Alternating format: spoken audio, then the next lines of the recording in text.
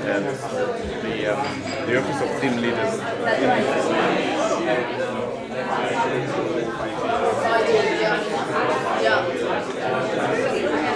in terms of introductions, on my left-hand side is Chekov Feeney, who is a computer scientist, media analyst, anarchist. His research in computer science at Trinity College Dublin focuses on building systems to support decentralised collaboration on the web. He is in fact one of the authors of the Osculch software system which powers Indie Media Ireland, and he's been a member of Indie Media for approximately the last 5 years. He's also a columnist in Village magazine.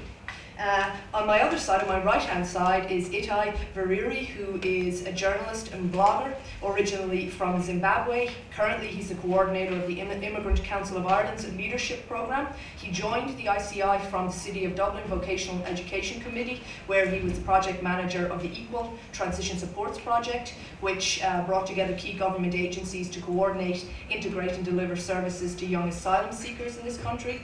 Before that, Itai was policy officer with the Irish Refugee Council, and before that again, he worked as a journalist, both in his native Zimbabwe for the Standard and the Independent newspapers, and in Ireland with the Limerick Leader, and is presenter on RTE TV's multicultural series Mono, some of you might remember from 2004.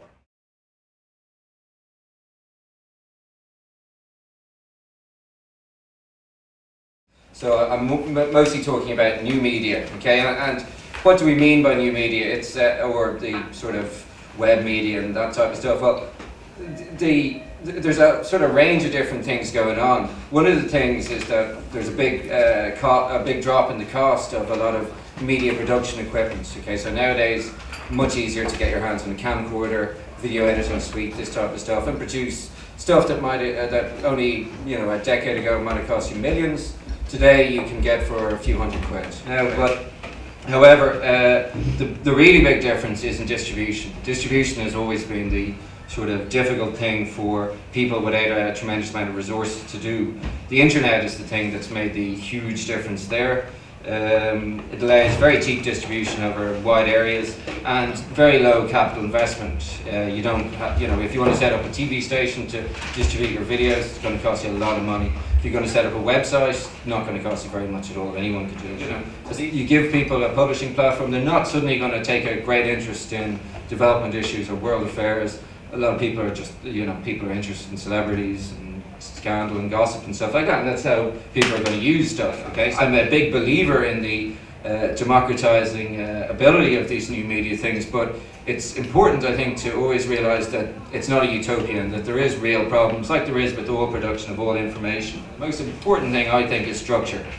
You need to have sort of organised process. If you want to create platforms for publishing and distributing information, you need to have organised processes for editing and the verification of information.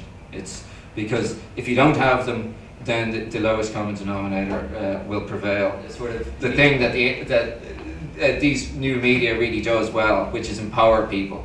Okay, so while taking all these precautions, it's important to ensure that the structures don't stop people from publishing or restricted to a few sort of powerful characters. The real power of internet publishing and all this technology is it allows organisations and movements to leverage collective intelligence, to allow lots and lots of people to contribute to discussions and debates.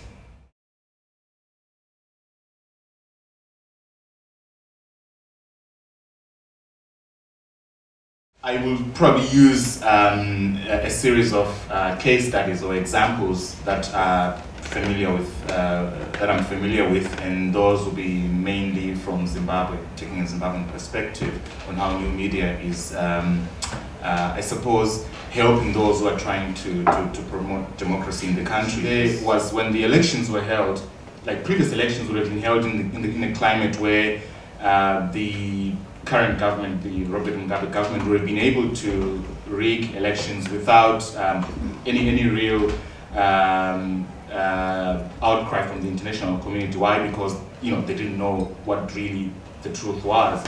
So what changed now with the prevalence of new media, particularly the internet, was that this time around the opposition, which is the Movement for Democratic Change, was able to take sort of the exit polls, not just the exit polls, but also the results that were posted on the on each of the 9,000 polling stations. So they were able to get the tallies as they were, and they were immediately, I mean, as quickly as they could, put up on various independent one in an NDC website, but also another independent website, which then sort of publicized the results as they should have been, or as they really were, to the world. That then created a problem for the Mugabe government, in that having had the results posted up on the outside stations, the polling stations, they couldn't then go back and come up with their own doctored figures. A significant number of the international broadcasters actually used and quoted some of those sources, including CNN, BBC, and some of the newspapers like The Guardian and so on, actually quoted those websites and some of those radio stations, and actually trying to get a clearer picture. So, for example, in Africa, I think micro radio stations are probably the best way of delivering information to people, because radio is, lots of people have radios, they're cheap and stuff like that, and so to use the internet as a means of getting the information to the broadcasters on radio stations is, to me, a more sensible sort of use of technology. There was the Indie Media tried to set up a media centre in Kenya during the World Social Forum, and an awful lot of time was wasted, if you ask me, on trying to promote streaming web radio, when it would have been much better to sort of educate or teach people how to get stuff off the internet and to broadcast it locally.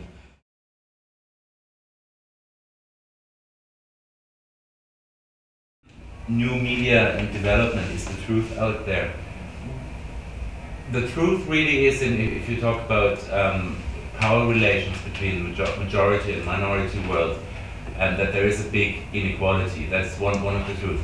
The question now is, does the new media, do they reproduce that inequality, or do they challenge it?